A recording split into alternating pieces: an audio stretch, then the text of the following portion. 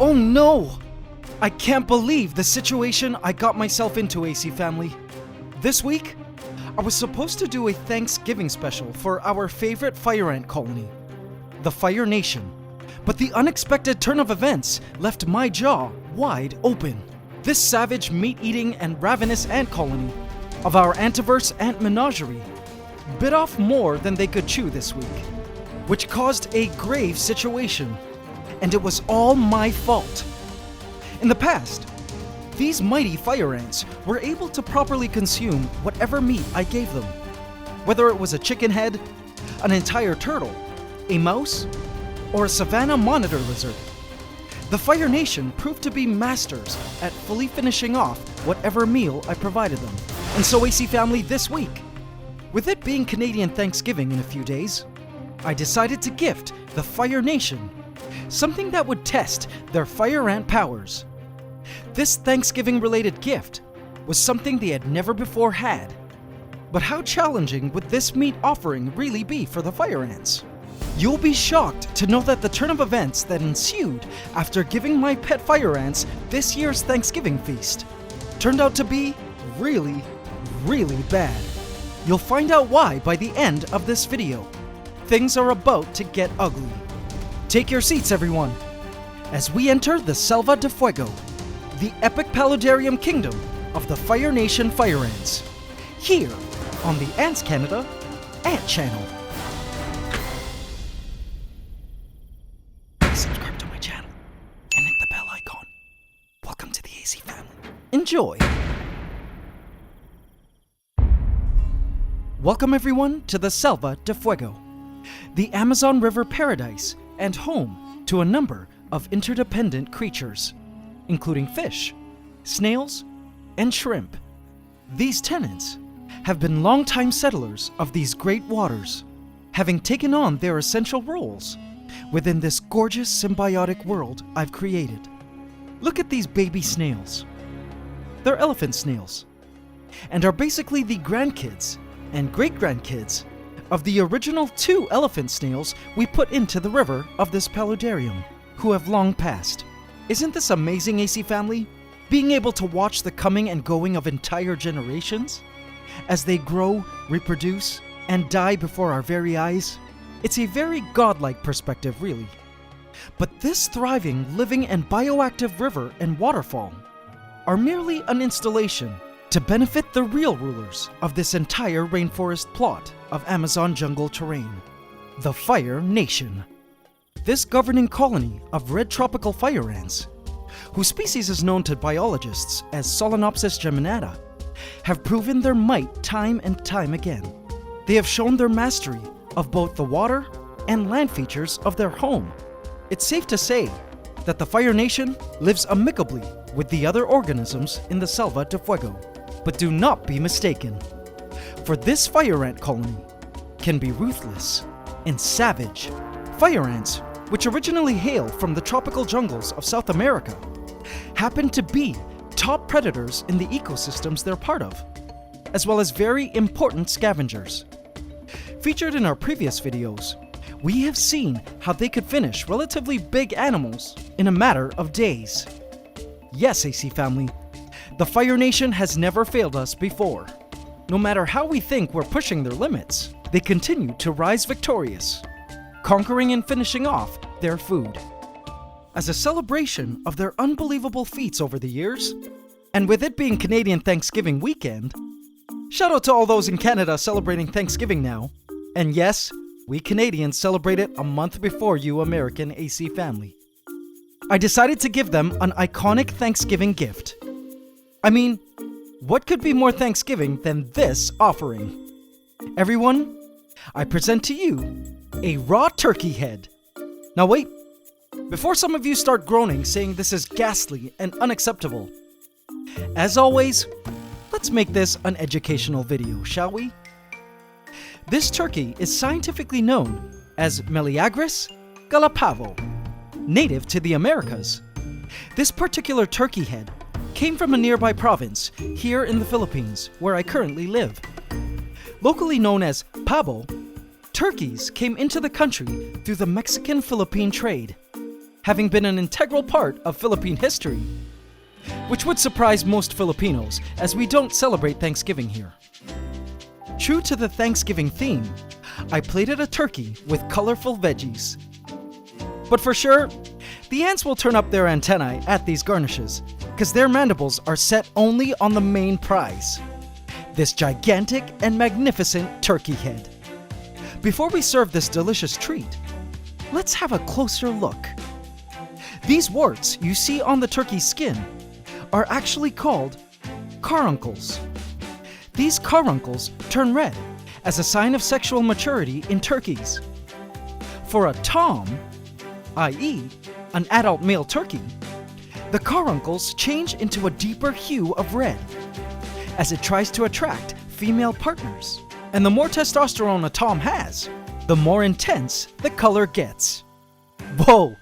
I do hope that this turkey lived a happy, satisfying life and was able to pass on his genes.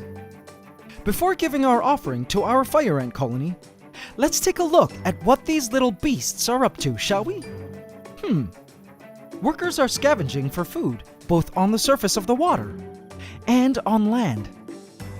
Some continue to wander across the wood bridges that span the Selva de Fuego. These ants are all foraging for food. This was all expected, since I decided to portion their feedings this week to prepare them for their special treat. The Fire Nation was indeed hungry. And so, AC family, without further ado, let's get the ball rolling. Putting in the turkey head in 3, 2, 1. Sticking the turkey head into the ant's lair, some brave workers decided to attack the monstrous food. From below, they could smell the turkey head. Oh, especially with its body fluid still dripping from it. I could only imagine what the ants must be thinking. What is this gigantic monster having fallen from the skies? Is it gonna eat us? We better make the first move and attack.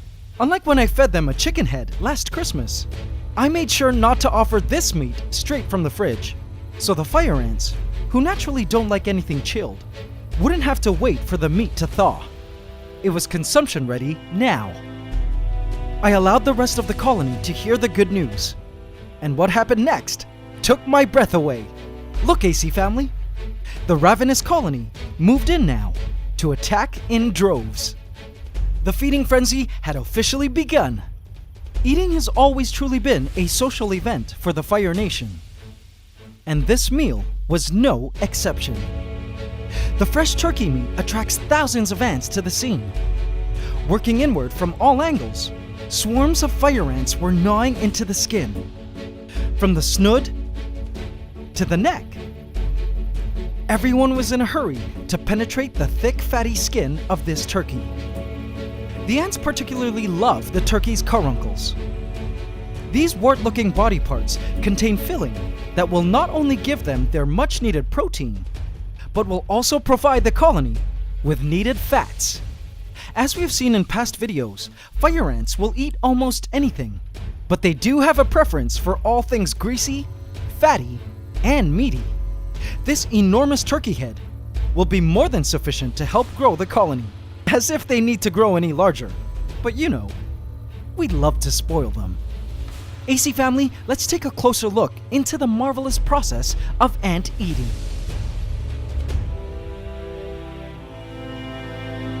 I left the ants in peace for a few hours, and when I came back to check up on them in the middle of the night, what I saw was staggering. In the stillness of the night, the Fire Nation works tirelessly. Ants of various sizes do their part, contributing to the huge task ahead of them. Here, you can see minors and majors helping one another tear into the thick skin of the turkey. Time is of the essence here, because the meat is being exposed now to various predators and scavengers, possible thieves in the night who might claim this bounty from them. The Fire Nation were experienced at dealing with such opportunists firsthand. Case in point, back when they had the chicken head, flies tried to infiltrate and partake in the festivities. These flies had every intention of not only feeding from the meat, but more importantly, lay their eggs, which would, in turn, release their young, maggots. Ugh. Once maggots were in the picture, there would be no stopping them from eating everything and getting everywhere. Gross, right? Being worm-phobic, I detest anything worm-like, including maggots, and don't care to see a seething swarm of maggots in the Antiverse anywhere. Thank goodness, the Fire Nation were efficient defenders against flies. Or so I thought. So the Fire Nation had to stand their ground, and any intruder, no matter how small, would be met with blunt force. Fair warning, flies and other outsiders, your presence is not welcome here. Some ants successfully penetrated the upper layer of turkey, as evidenced by their meat takeouts. Look, here's one carrying a big bite. Here's another one. And here too. See these dandruff-looking bits here? These are the initial meat bites of the industrious workers. These small pieces of meat are scattered throughout the surface of the turkey head. A true sign that this prey is well on the way to being consumed. As I stopped and watched, and examined the turkey head further, I began to realize how the turkey head skin seemed really thick and tough, and it looked rather impenetrable for the ants at the moment.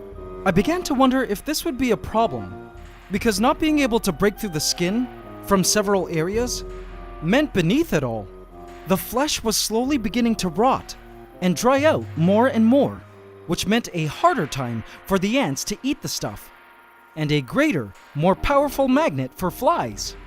You see, flies have a great sense of smell, and the smellier this piece of meat gets, the more flies it will attract, which means a greater chance their horrid babies, meat-loving maggots, would enter the picture.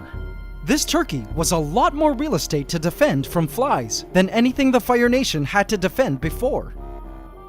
Maggots would surely be able to chew through the tough skin and dried decaying meat. My paranoia was beginning to take the best of me. I prayed this would not happen, and hoped the fire ants would be able to properly eat up the turkey meat before any fly action would happen. I checked the skull of the turkey to see how the ants were doing. From the looks of things, they only made some tiny tears at the surface.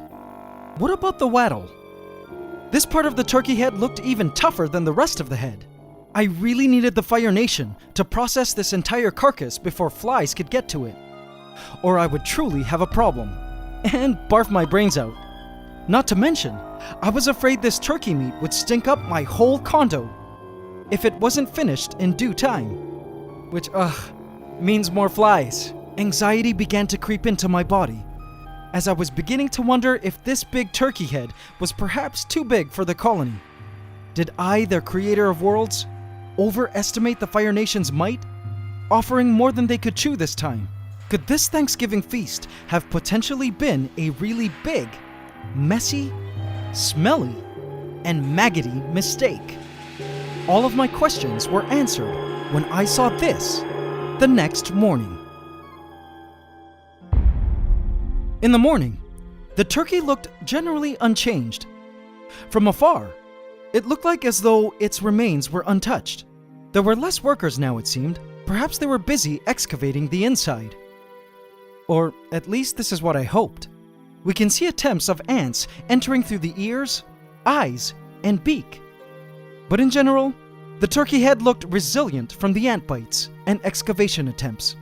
That is some really tough skin. Speaking of which, have a closer look at the skin.